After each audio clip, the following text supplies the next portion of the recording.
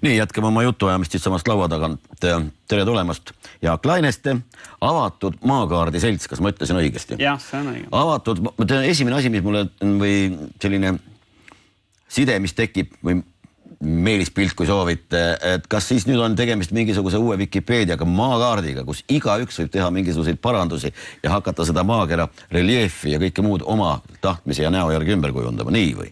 See Wikipeediaga analoog on väga õige ja väga sageli levinud, et mõnes mõttes, kui Wikipeedia hakkas asendama paberraamatuid, paberentsüklopeediaid, siis see kaart, mida meie teeme, see on OpenStreetMap, on see inglise keeles. Avatud maakaart on siis eestindatud nimi. Et see on maakaartide vallas see sama asi, et tõesti igaüks saab kaarti teha. Kas ta saab nüüd seda maailma enda järgi...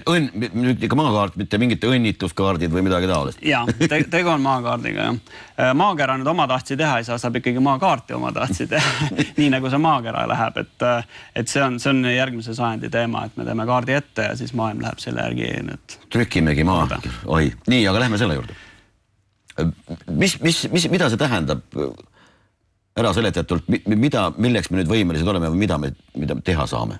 Põhimõtteliselt on tegu projektiga, mis, kui see sama Wikipeedia näide tuua, et inimesed ei jõudnud ära oodata, et millal kõik need teabed, mis on raamatutes olemas, internetti jõuavad, nad kordasid seda sama ja tegid seda uuel ja paremal tasemel siis otse internetis ja mitte selle, et üksikud targad seda teevad, vaid nii, et tõesti igaüks saab sinna panustada.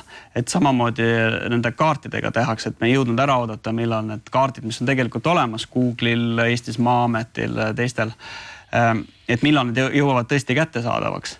Ja siis inglased eelkõige alustasid aastal 2005 siis nullist kaardi tegemisega, et joonistati esimene joonekene, siis saadi aerofotosid sinna aluseks, hakati aerofoto peale joonistama, et joonistati selle samm-sammult edasi, kuni praegu on see maakaart, ma julgen öelda küll, et kõige detailsem maakaart maailmas.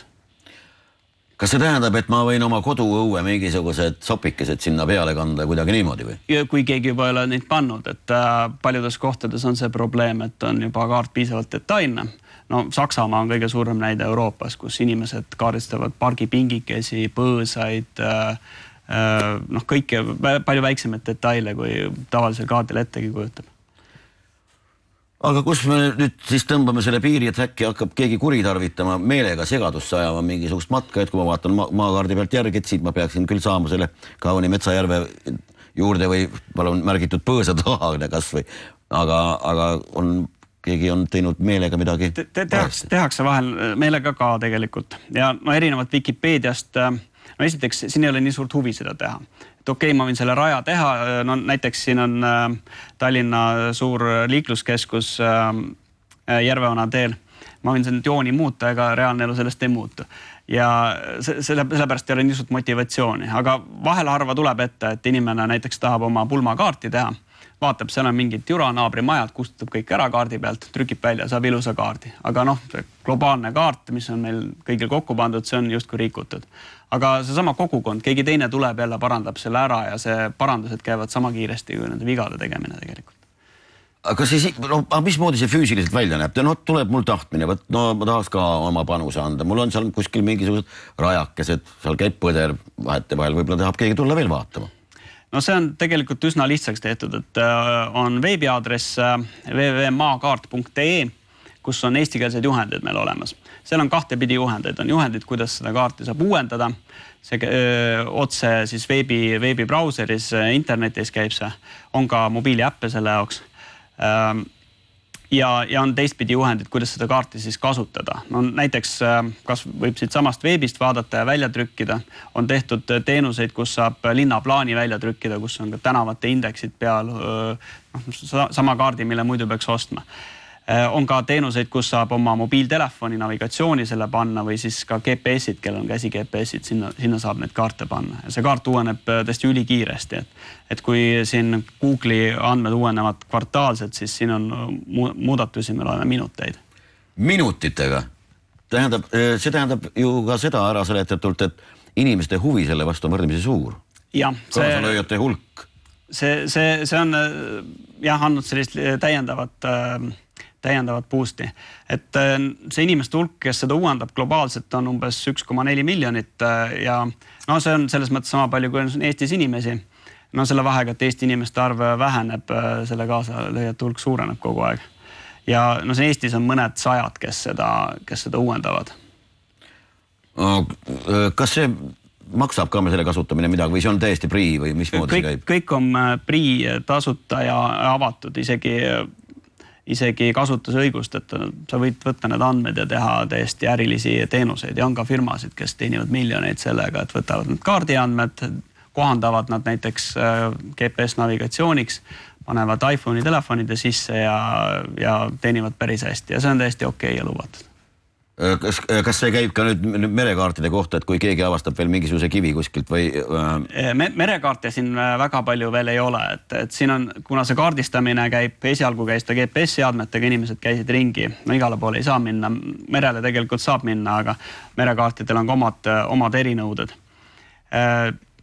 Edasi kasutati aerofotosid, no seal ka merekaardiga väga midagi teha ei ole, et seal on ikkagi sellised spetsiifilised pinnad, et eelkõige nagu see ingliskeelne nimi OpenStreetMap ütleb, et tegu on tänavakaardiga, aga sealt minnakse rohkem detailidesse, minnakse ka mere peale, minnakse maa alla, minnakse siseruumidesse, ma vaatasin siin isegi oli Ülemiste keskus kaardistatud eri poodide ja radadega seal sees ja minnakse väga detailidesse. No meie praegu kaubanduslikes tingimustes on üsna tõenäoline, et mõned poed ei kesta kuigi kaua, et selles mõttes tuleb arvestada. Aga see uuendamine uskumatu küll, missuguse kiirusega see käib. No, kas see on mingisugune ettekujutus, kuhu see kõik välja viib lõppude lõpuks?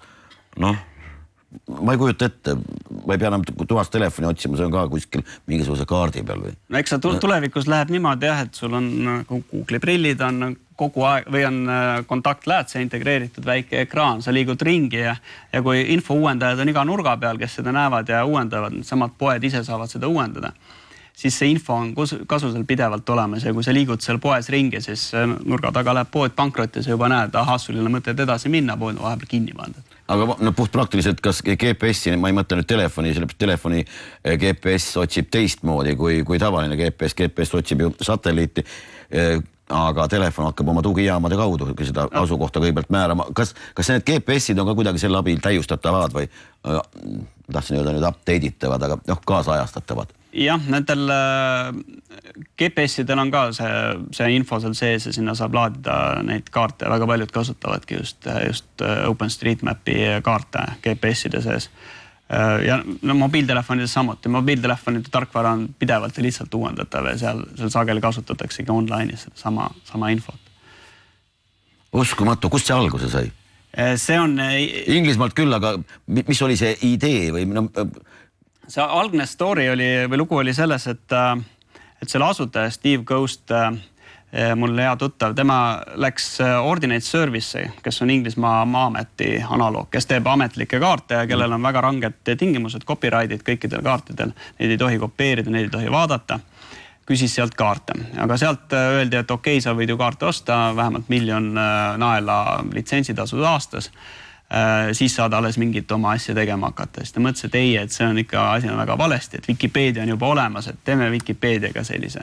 Ja ta oli nii hakka ja inimene, et tegi sellega päriselt ära. Et mina olen kaartidega tegelenud üks 15 aastat ja sageli mõelnud, et võiks keegi niimoodi teha, aga osadel õnnestub, osadel ei õnnestu ja temal see õnnestus.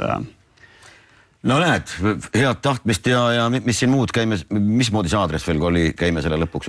Maakaart.ee on eestikeelne info ja openstreetmap.org on see ametlik aadress. Et seal on väga palju erinevaid vaateid tehtud, on 3Ds neid kaarte tehtud ja ma ei tea, ehk saame näidata isegi. On näiteks Tallinna teletorn ja muid maju 3D'sse viidud, on erinevaid ilusaid vaateid tehtud. Me oleme siin kasutanud prügikaardistamiseks, muudeks teemadeks. Suurepärane, suur tänu teile ja võib-olla leiame selle kaardi abil üles ka automuuseumi Viimsis, kuhu me nüüd järgmise lõiguga läheme ja pärast, kui see läbi on, siis vaatame natukene nalja ka.